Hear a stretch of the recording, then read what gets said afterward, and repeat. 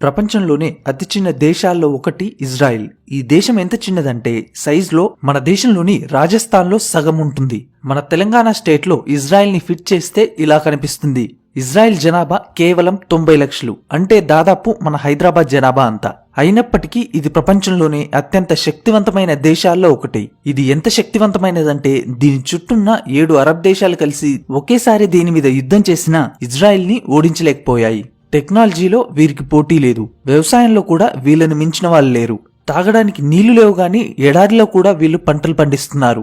Milk production లో కూడా ఇజ్రాయిలే number 1. Per capita పరంగా ఎక్కువ మంది పోస్ట్ గ్రాడ్యుయేట్లు ఉన్న దేశం కూడా ఇజ్రాయిలే. ఇప్పటి వరకు 8 సార్లు వేరే దేశాలు ఇజ్రాయిల్ మీద యుద్ధం చేసినా ఒక్కసారి కూడా ఓడిపోయిన దేశం ఇజ్రాయిల్.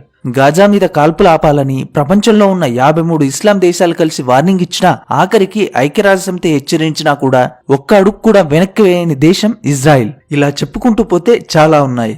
అసలు గట్టిగా 1 కోటి మంది కూడా లేని ఇజ్రాయిల్ ని చూసి పెద్ద పెద్ద దేశాలు ఎందుకు వణుకుతున్నాయి? ఒకప్పుడు పూర్తిగా అప్పుల్లో కూరుకుపోయిన ఇజ్రాయిల్ ఇప్పుడు ఏ రేంజ్ లో డెవలప్ అయింది? వీళ్ళ నుంచి ఏం నేర్చుకోవాలి అనే విషయాలు ఈ వీడియోలో మనం తెలుసుకుందాం. మరెందుకు ఆలస్యం? Israel, Innovation Nation.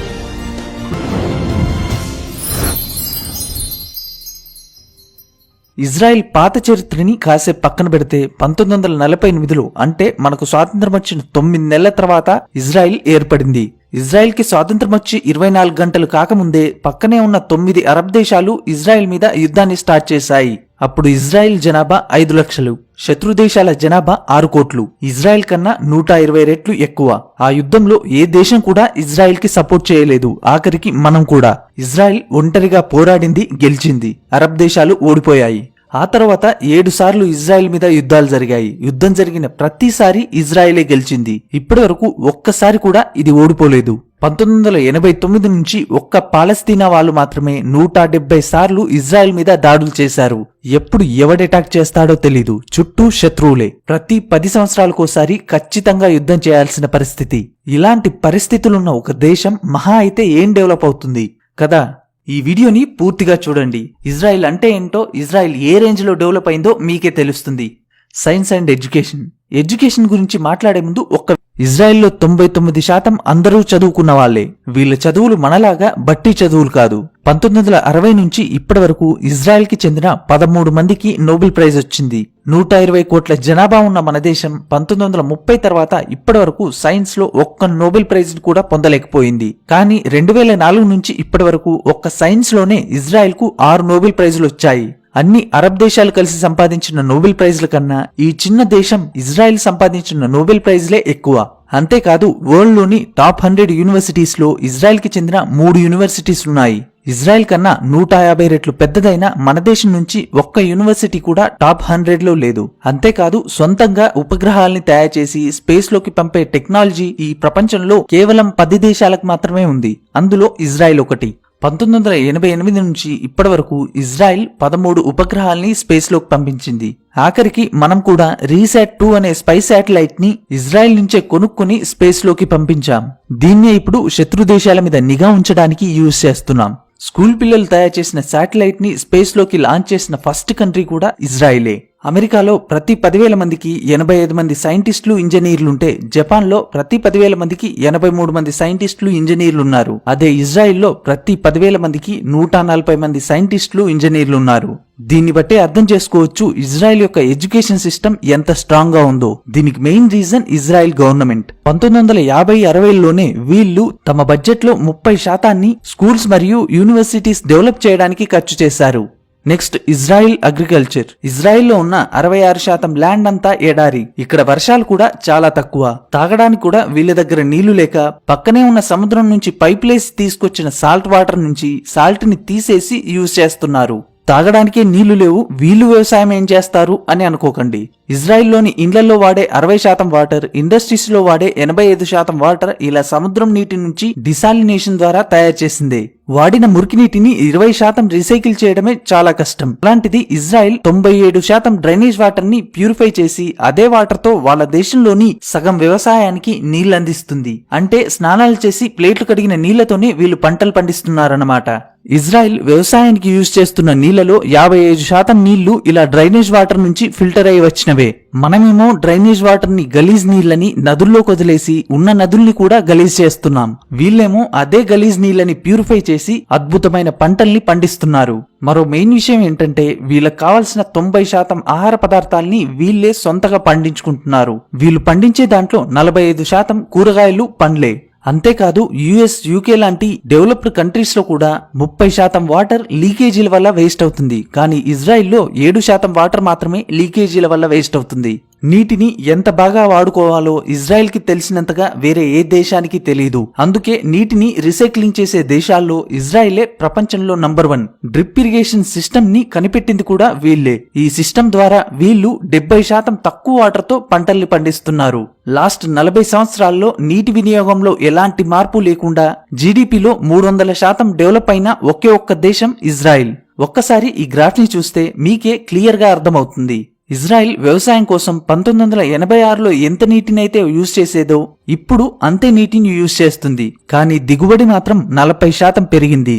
అంతేకాదు ప్రపంచంలోని అత్యధిక పాల దిగుబడి ఇచ్చే ఆవులు ఇజ్రాయెల్లోనే ఉన్నాయి. ఒక ఇజ్రాయెల్ ఆవు సంవత్సరానికి యావరేజ్ గా 12,000 కేజీల మిల్క్ ని ప్రొడ్యూస్ చేస్తుంది. ఇది ఆస్ట్రేలియా లాంటి డెవలప్డ్ దేశాల కన్నా డబుల్. ప్రపంచవ్యాప్తంగా హెక్టార్కి యావరేజ్ గా 50 టన్నుల టమాటా పండుతుంది. కానీ ఇజ్రాయెల్ గ్రీన్ హౌస్ లో హెక్టార్కి 300 టన్నుల టమాటాని పండిస్తుంది. ఒక చిన్న దేశం, ఉన్నదంతా ఎడారే, తాగడానికి కూడా నీళ్లు లేవు. ఇలాంటి పరిస్థితుల్లో కూడా ఇజ్రాయెల్ ప్రపంచానికి వ్యవసాయం అంటే ఎలా చేయాలో చూపిస్తుంది. Next Israel defence sector. చుట్టూ ఇంతమంది శత్రువులున్నా ఇజ్రాయెల్ ని టచ్ చేయాలంటే భయపడతారు. దానికి కారణం ఇజ్రాయెల్ ఆర్మీ. ఇజ్రాయెల్ ప్రపంచంలోనే 100వ అతి చిన్న దేశం. కానీ వీళ్ళ ఎయిర్ ఫోర్స్ ప్రపంచంలోనే 9వ శక్తివంతమైనది. ప్రపంచంలోనే వేగంగా నిర్ణయాలు తీసుకోగల ఆర్మీ ఇజ్రాయెల్ ఆర్మీ. దేశం మొత్తం కవర్ చేయగలిగే యాంటీ బాలిస్టిక్స్ డిఫెన్స్ సిస్టమ్ ఉన్న ఒకే ఒక్క దేశం ఇజ్రాయెల్ మాత్రమే. అంటే ఎవరైనా ఇజ్రాయెల్ మీద రాకెట్ ని వదిలితే ఈ యాంటీ బాలిస్టిక్ డిఫెన్స్ సిస్టమ్ ఆ రాకెట్ ని గాల్లోనే పేల్చేస్తుంది. వీళ్ళు తయారు చేసిన ఐరన్ డోమ్ ప్రపంచానికి ఇజ్రాయెల్ సత్తా ఏంటో చూపించింది. వీళ్ళకి కావలసిన ఆయుధాలు తయారు చేసుకోవడమే కాకుండా తయారు చేసిన దాంట్లో 80% ఆయుధాలని వేరే దేశాలకు అమ్ముతున్నారు. ఒక్క 2020లోనే ఇజ్రాయెల్ 59,000 కోట్ల విలువైన ఆయుధాలని వేరే దేశాలకు అమ్మింది. 130 కోట్ల జనాభా ఉన్న మనం ఆయుధాలని ఎక్స్పోర్ట్ చేసే దేశాల లిస్టులో 23వ ప్లేస్ లో ఉంటే కేవలం 90 లక్షల జనాభా ఉన్న ఇజ్రాయెల్ ఈ లిస్టులో 8వ ప్లేస్ లో ఉంది. ప్రస్తుతం ఇజ్రాయెల్ 16 దేశాలకి ఆయుధాలను ఎక్స్పోర్ట్ చేస్తుంది. ఇజ్రాయెల్ నుంచి ఆయుధాలను కొనుక్కుంటున్న దేశాల్లో మనమే టాప్. మనం ఇప్పటివరకు కొన్న ఆయుధాల్లో 30% ఆయుధాలు ఇజ్రాయెల్ నుంచి కొన్నవే. వాళ్ళు అమ్మడంలో టాప్ లో ఉంటే మనం కొనడంలో టాప్ లో ఉన్నాం. ఒక్క మనకే కాదు, ఇజ్రాయెల్ యుఎస్ లాంటి డెవలప్డ్ కంట్రీస్ కి కూడా 10% ఆయుధాలని ఎక్స్పోర్ట్ చేస్తుంది. ఆయుధాల్లోనే కాదు డ్రోన్స్ ని తయారు చేయడంలో కూడా ఇజ్రాయెలే నంబర్ 1. 1985 నుంచి 2014 వరకు మార్కెట్ లో అమ్ముడైన డ్రోన్స్ లో 60% డ్రోన్స్ ని ఇజ్రాయెలే తయారు చేసింది. రీసెంట్ గా మనం కూడా వీళ్ళ దగ్గర నుంచే డ్రోన్స్ ని కొనుక్కున్నాం. 90 లక్షల జనాభా ఉన్న ఈ దేశంలో 35 లక్షల మంది ఆర్మీలో పనిచేస్తున్నారు. ఇజ్రాయెల్లో పుట్టిన అమ్మాయైనా అబ్బాయైనా 18 సంవత్సరాలు దాటిన తర్వాత తప్పకుండా ఆర్మీలో పనిచేయాలి. మగవాళ్ళైతే 3 సంవత్సరాలు, ఆడవాళ్ళైతే 2 సంవత్సరాలు. అది సినిమా హీరో కొడుకైనా, కోటీశ్వరుడు కొడుకైనా, ఆఖరికి PM కొడుకైనా సరే ఆర్మీలో ఖచ్చితంగా పనిచేయాల్సిందే. అందుకే వీళ్ళ దేశంలో ప్రధానమంత్రులు కూడా ఒకప్పుడు సైనికులే. ఈ రూల్ వల్ల ఇజ్రాయెల్లో ఉన్న ప్రతి ఒక్కరికి 18 సంవత్సరాల వయసులోనే ఒక ప్రాబ్లం ని ఎలా హ్యాండిల్ చేయాలో తెలుస్తుంది. దేశం అంటే ఏంటో తెలుస్తుంది. ఇంట్రెస్టింగ్ విషయం ఏంటంటే ఇజ్రాయెల్లో ఉన్న ప్రతి ఒక్కరికి గన్నుని ఎలా వాడాలో తెలుసు. అవసరమైతే ఆ దేశంలోని ప్రతి ఒక్కడు సైనికుడిగా మారగలడు. Next Israel startups. Israel startups కి ఒక స్వర్గం లాంటిది. ఒక పక్క ఇంతమంది శత్రువులున్న ఈ చిన్న దేశం నుంచి వచ్చే స్టార్టప్స్ ప్రపంచాన్ని ఏలుతున్నాయి. వరల్డ్ లో ఫస్ట్ మొబైల్ మోటరోలా తయారైంది ఇజ్రాయెల్లోనే. వాయిస్ మెయిల్ టెక్నాలజీని డెవలప్ చేసింది ఇజ్రాయెలే. మొట్టమొదటి కంప్యూటర్ వైరస్ ని తయారు చేసింది వీళ్ళే. వీళ్ళు తయారు చేసిన మొబైల్ ఐ అనే కంపెనీని 2017లో ఇంటెల్ కొనుక్కుంది. వీళ్ళు తయారు చేసిన వేజ్ అనే గూగుల్ మ్యాప్స్ లాంటి కంపెనీని 2013లో గూగుల్ కొనుక్కుంది. ఇవే కాదు Waze, Wix, SodaStream, Fiverr లాంటి స్టార్టప్స్ అన్నిటికీ పుట్టినిల్లు ఇజ్రాయెల్. అంతేకాదు IBM, మైక్రోసాఫ్ట్, గూగుల్, యాపిల్ లాంటి ప్రపంచంలోని టాప్ కంపెనీల్లో 50% కంపెనీలు తమ R&D సెంటర్స్ ని ఇజ్రాయెల్లో స్టార్ట్ చేశాయి. గ్లోబల్ స్టార్టప్ ఎకోసిస్టమ్ ఇండెక్స్ లో US, UK తర్వాత ఇజ్రాయెల్ 3వ ప్లేస్ లో ఉంది. మనం 20వ ప్లేస్ లో ఉన్నాం. ఇజ్రాయెల్ డెవలప్ అవడానికి మరో మెయిన్ రీజన్ ముసాద్. మనకు రా ఎలాగో ఇజ్రాయెల్ కి మూసాద్ అలాగా. మూసాద్ అంటే మరణం అని అర్థం. ఇజ్రాయెల్ కి మోసం చేయాలనుకున్న ఎవ్వరిని ఈ మూసాద్ వదిలిపెట్టదు. ప్రపంచంలోని టాప్ 5 గూఢచార సంస్థల్లో మూసాద్ ఒకటి. ఇజ్రాయెల్ కి ద్రోహం చేసిన వాళ్ళు ఎవరైనా సరే, వాళ్ళు ఏ దేశంలో దాక్కున్నా సరే, ఈ మూసాద్ వాళ్ళని వెతికి మరీ చంపుతుంది. వీళ్ళు చేసిన ఒక్కో ఆపరేషన్ ముందు జేమ్స్ బాండ్ సినిమాలు కూడా పనికిరావు. 1960లో వేలాది మంది యూదుల చావుకు కారణమైన అడాల్ఫ్ హిచ్మెన్ అనే వ్యక్తి అర్జెంటీనాలో దాక్కుంటే మూసాద్ అతన్ని వెతికి పట్టుకుని తిరిగి ఇజ్రాయెల్ కి తీసుకొచ్చి చంపేసింది. 1972లో 11 మంది ఇజ్రాయెల్ ఒలింపిక్ ప్లేయర్స్ ని పాలస్తీనా ఉగ్రవాదులు చంపేస్తే అందుకు కారణమైన ప్రతి ఒక్కరిని వెతికి చంపింది మూసాద్. 1976లో 94 మంది ఇజ్రాయెల్ ప్రయాణికులున్న విమానాన్ని టెర్రరిస్టులు హైజాక్ చేస్తే 90 నిమిషాల కంటే తక్కువ టైంలో ఇజ్రాయెల్ ఆర్మీ వాళ్ళని రక్షించడానికి మెయిన్ రీజన్ మూసాదే. రీసెంట్ గా ఇరాన్ కి చెందిన న్యూక్లియర్ సైంటిస్ట్ ఫక్రీజాదేను అతని భార్యని జస్ట్ 3 నిమిషాల్లోనే రిమోట్ కంట్రోల్ గన్ని యూజ్ చేసి చంపింది మూసాదే. ఇలా ఒకటి కాదు, రెండు కాదు, ఇజ్రాయెల్ దేశానికి ఎప్పుడు సమస్య వచ్చినా దాన్ని క్లియర్ చేయడంలో మూసాద్ ముందుంటుంది. అందుకే మూసాద్ వరల్డ్ లోనే టాప్ 5 గూఢచార సంస్థల్లో ఒకటి. Last Israel cyber security. ఈ చిన్న దేశంలో ఇప్పుడు దాదాపు 500కు పైగా సైబర్ సెక్యూరిటీ కంపెనీలున్నాయి. ఈ ప్రపంచంలో 7,000 కోట్ల కన్నా ఎక్కువ విలువ చేసే సైబర్ సెక్యూరిటీ కంపెనీలు కొన్నే ఉన్నాయి. ఆ కొన్నింటిలో 33% కంపెనీలు ఇజ్రాయెల్లోనే ఉన్నాయి. ఇజ్రాయెల్ ప్రతి సంవత్సరం 70,000 కోట్ల విలువైన సైబర్ సెక్యూరిటీ సొల్యూషన్స్ ని వేరే దేశాలకి అమ్ముతుంది. ప్రపంచంలో సైబర్ సెక్యూరిటీ కోసం ఖర్చు చేసే ప్రతి 100 రూపాయల్లో 40 రూపాయలు ఇజ్రాయెల్ కంపెనీలకి వెళ్తాయి. ఇజ్రాయెల్ ఇలా సైబర్ ప్రపంచంలో కింగ్ లా మారడానికి మెయిన్ రీజన్ ఇక్కడ హై స్కూల్లో కూడా సైబర్ సెక్యూరిటీని ఒక ఆప్షనల్ సబ్జెక్ట్ గా ఉంచుతున్నారు. ఈ దేశంలోని చాలా యూనివర్సిటీస్ అండర్ గ్రాడ్యుయేషన్ లోనే ఇంటర్నెట్ సైబర్ సెక్యూరిటీ కోర్సులని ఆఫర్ చేస్తున్నాయి. ఈ ప్రపంచంలోనే సైబర్ సెక్యూరిటీలో PhD ఇచ్చిన మొట్టమొదటి దేశం ఇజ్రాయెల్. కేవలం వీటిలోనే కాదు, ఇజ్రాయెల్ ని మన దేశంతో పోల్చింది కేవలం మీకు అర్థం కావడానికి మాత్రమే. దీన్ని తప్పుగా తీసుకోవద్దు. ఒక చిన్న దేశం, మనకన్నా 150 రెట్లు చిన్న దేశం, మన హైదరాబాద్ అంత జనాభా కూడా లేని దేశం, చుట్టూ శత్రువులే, ప్రతి 10 సంవత్సరాలకోసారి ఏదో ఒక యుద్ధం చేయాల్సిన పరిస్థితి. అయినా వీళ్ళు ఏ రోజు భయపడలేదు. అప్పుడు ఇప్పుడు ఎప్పుడు వీళ్ళు ఓటమిని ఒప్పుకోలేదు.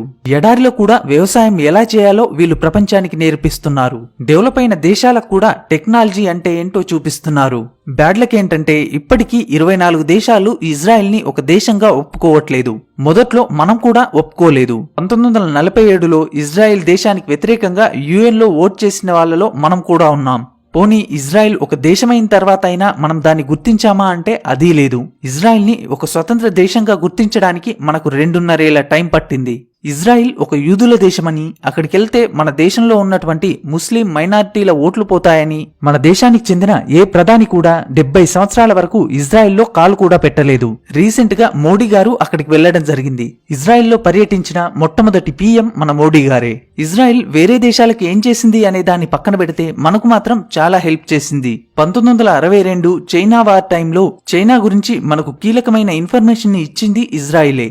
1971, 1999 వార్ టైంలో మనకు అవసరమైన ఆయుధాల్ని వెంటనే సప్లై చేసిన దేశం ఇజ్రాయెల్. నా వరకు మన దేశానికి ఎవరైనా మంచి ఫ్రెండ్ ఉన్నారంటే అది ఇజ్రాయెలే. ఇప్పుడు ఈ 2 దేశాల మధ్య ఉన్న ఫ్రెండ్షిప్ ఎప్పటికీ ఇలాగే ఉండాలని కోరుకుంటూ మీ ఫ్యాక్ట్స్ ఫర్ యూ. ఈ వీడియో ద్వారా మీరు ఇజ్రాయెల్ కి సంబంధించిన కొన్ని ఇంట్రెస్టింగ్ విషయాలను తెలుసుకున్నారని ఆశిస్తున్నాను. ఈ వీడియో కనుక మీకు నచ్చినట్టయితే లైక్ చేయండి, షేర్ చేయండి, కామెంట్ చేయడం మాత్రం మర్చిపోకండి. అలాగే మన ఛానల్ కి ఒక ఇన్స్టాగ్రామ్ పేజ్ ఉంది. ఆ పేజీకి సంబంధించిన లింక్ వీడియో కింద డిస్క్రిప్షన్ లో ఇవ్వడం జరిగింది. ఇంట్రెస్ట్ ఉన్న వాళ్ళు వెళ్లి ఫాలో అవ్వండి.